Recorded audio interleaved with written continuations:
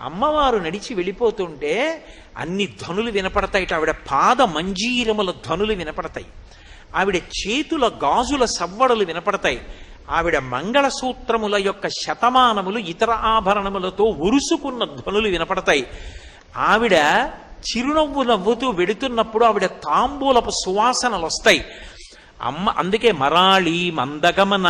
ఆవిడ మెల్లగా నడిచి వెడుతూ ఉంటే పరమహంసలైనటువంటి వారు అమ్మవారిని ఉపాసన చేస్తుంటే ఆవిడ నడిచి వెడుతున్నప్పుడు ఆవిడ పాదములకు పెట్టుకున్న మంజీర ధ్వనులు కూడా వినపడతాయి. ఆడవారి పాదములకు పెట్టుకునేటటువంటి మంజీరములు లక్ష్మీత్వమునకు, లక్ష్మీదేవి యొక్క తత్వమునకు ప్రతీక.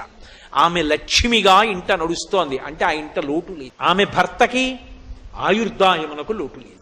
ఆ ఇల్లు సర్వసౌభాగ్యాలతో విలసిల్లుతుంది. ఇది కదా శివుడు చెప్పాడు, సర్వసంపత్కరం శీఘ్రం పుత్రపౌత్ర